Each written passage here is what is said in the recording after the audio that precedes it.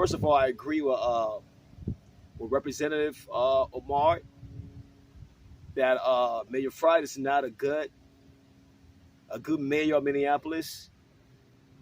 For one fact, my own personal reason with Mayor Fries is that he has not accounted for those officers who shot and killed Omar Locke.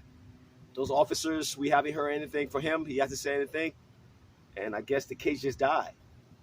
And just series of things that he has done in the city that I believe that it's not really a representation of a mayor.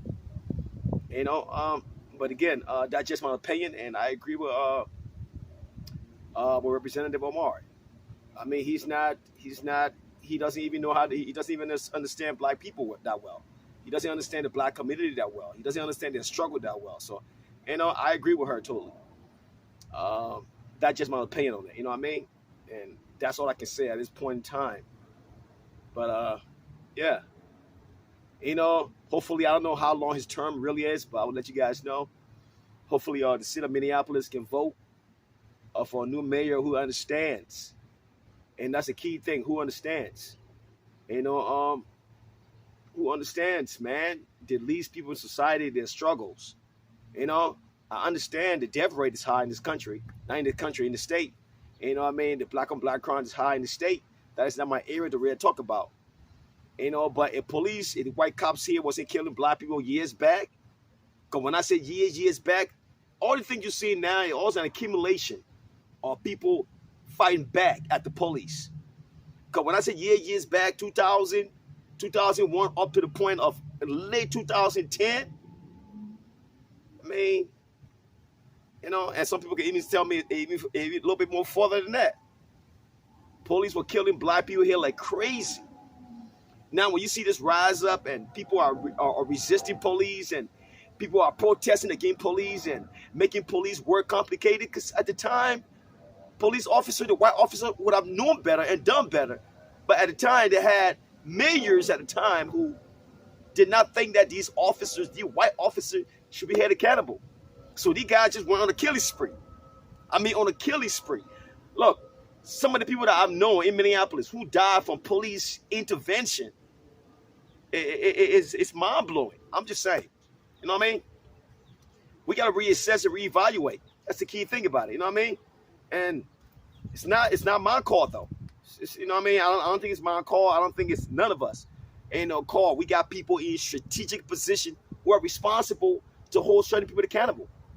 And if we want to see change in the state, or just see change in our neighborhoods, in our black neighborhood, we just want to see our kids and our mothers not fear for the fact that their kids being exposed to white officer will lead to them being dead.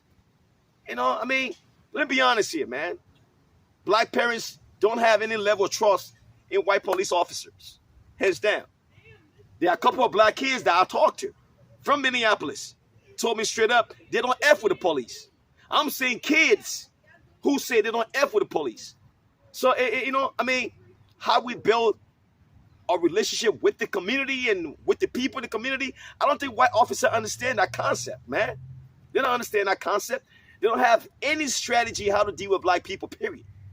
And I think the preconceived notion back then, it still is, that shoot them and they're going to outright. It don't work no more. People not scared of being shot. Treat them right, they're going to outright. Not go in a black neighborhood, shoot them up and kill all the black folks in the neighborhood and cause chaos and think that tomorrow, everybody going to be scared. It's not no more. People are building some level of resistance against police intervention in the neighborhood. I've been in New York City. I've been around neighborhoods are building resistance against white police officers. I mean, back then, when there's a crime committed in the neighborhood, it's easy to have access to the information. Not no more. Because folks don't have the trust in the police officers. Why is that? Back then, like I said again, the constant killing of black people makes it harder for black folk to trust white police officers. I don't trust them. Never did, never would. And I'm going to be honest about that. So when I see Representative Omar saying that Mayor Fried is irresponsible, childish, he's not doing what he's supposed to do, Omar Locke still out there. Ain't nothing to be done about that, right? We still out here sitting trying to figure out what happened. Are we going to arrest the police officer who did that? None. So I'm, for me, I'm an author. Guys who follow me on social media, real talk, for real, for real, for real, for real. We are not going to build some relationship with white officers in this country till they understand that Black Lives Matter. And that's the key part of it.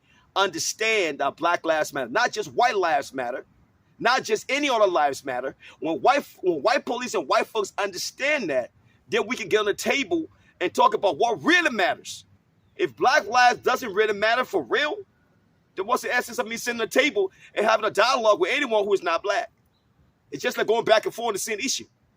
There are more Blacks getting shot every day compared to any other race of people. So who should we talk about the most, though?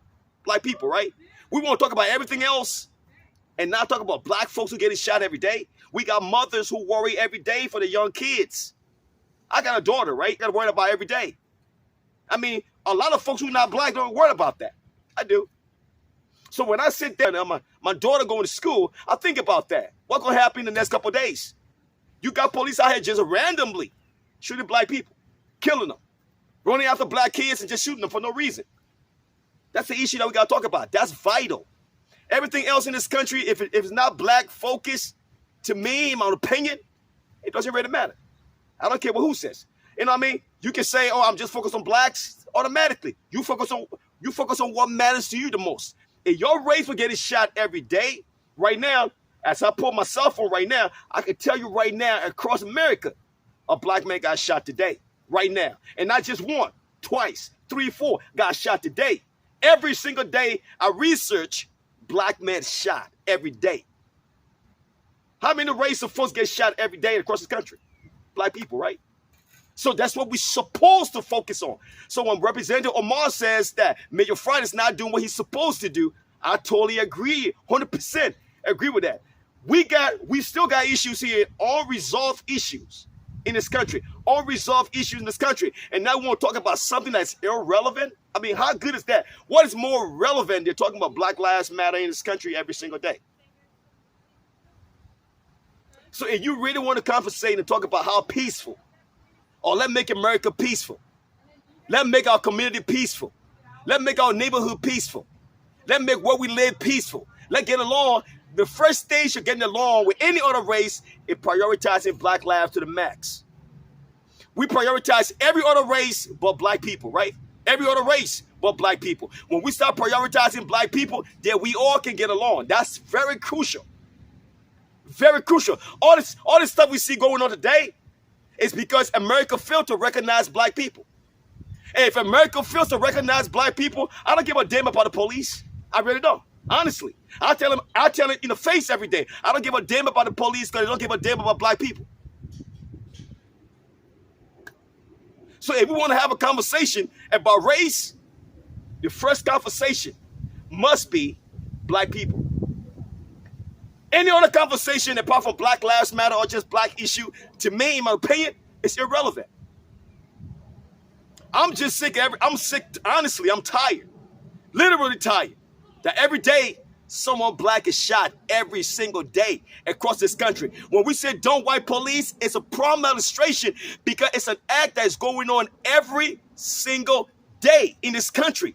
Right now, so I'm be honest right now. Right now, I'll be honest. If you guys want to research who follow me on social media, Facebook, Instagram, where you guys follow me, just Google police involved shooting. Some Black man got shot. Not some white man got shot. Not some Chinese got shot. Not any other race, but a Black man got shot today. As I'm sitting right now, I guarantee you, a Black man shot. By who? White police officer. So if we want to talk about making some level of progress, then we have to prioritize Black lives. Stop shooting Black people. Stop killing Black people. To me, that's the message that's supposed to be more than any other message across this country. That's my opinion.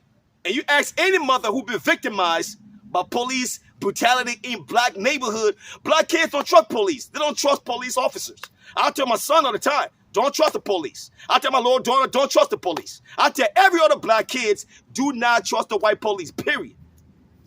That is not supposed to be the process, but when you see the consistent killing that's going on, that's the message to reinforce to the Black kids. Don't trust the white police. So let's have a conversation that has to do with Black Lives Matter. Everything else is irrelevant. Everything else that you guys talking about to me is all trash. When you start prioritizing what matters right now, we had a George Floyd. Prior to George Floyd, we have more deaths of blacks being shot and killed before George Floyd. After George Floyd, Patrick Yola, Gillen. We got more blacks killed horribly after George Floyd. So it means that white officers haven't gotten the message yet. Stop killing our people. So if you want to conversate and talk about Black lives and talk about all this stuff, to me, it's irrelevant. I didn't go to school for that. I didn't go there. It doesn't count to me. Nah. I'm an activist. That's why I sit here and talk about all the things that are irrelevant. Nah. We want constructive development. Let's focus on the black neighborhood. That's the key thing. Police start killing black kids and black people. Trust and believe, America will be safe. Bottom line. Our kids cannot walk around fearful of white police trying to kill them. Who wants to wake up in the morning every day worried about their kids going to school and getting shot? I don't want to worry about my little daughter going to school and getting shot. Who wants that? The white folks don't worry about their kids getting shot. All the race don't worry about their kids getting shot, but we do. We honestly do. We honestly do. That is not a life of an American. It's not a life of any race of people to live in a torment every single day. Day to break a kid, my kid is getting shot. Hopefully he comes home. You talk about making America great? It starts with Black Lives Matter first. Anything else, it doesn't matter to me. You can talk about, we can sit in high conferences, we can have seminars, we can do Instagram, we can do all Zoom. Let me say it again, man. I'm going to say it again. And this is going to you guys out there who follow me, again, I don't give a damn about anything else but black people, black lives, and that's the key. I don't talk about anything else because everything else is not essential till black people straight. When black kids are straight, when black neighborhoods safe, then we can talk about all the extra stuff. How you want to bring in development in the black neighborhood when our kids getting shot every day? What good is having a pool in the neighborhood when our kids getting shot every day? When you got mother who worried about the kids, don't go to the pool. Don't drive around. Don't sit home. Our kids don't need to sit home. They need to be as free as any other race. But they can't. I'm going to tell you guys again, as I said right now, another black man shot somewhere else in America.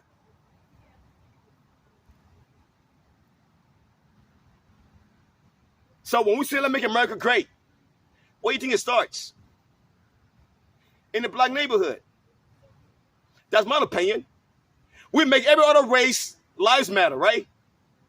We make every other race a priority that they don't have to say their lives matter because it's already a priority. Not black people, man. I love you guys and God bless. Let me say again, guys, we are not going to stop talking, and I appreciate Representative Omar. She was real, she was genuine, she was honest.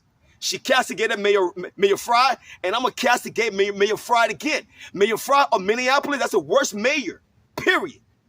The worst mayor in Minneapolis, bottom line, the worst mayor. I'm still wondering why Omar locked the killer, the white police that shot him. Where's the outcome of that incident? Has the police been arrested yet? No. But you want to move on to something else. You can make a country safe or make a state safe or try to profess to be the mayor of the state when people still hold you accountable for the life that you haven't even justified.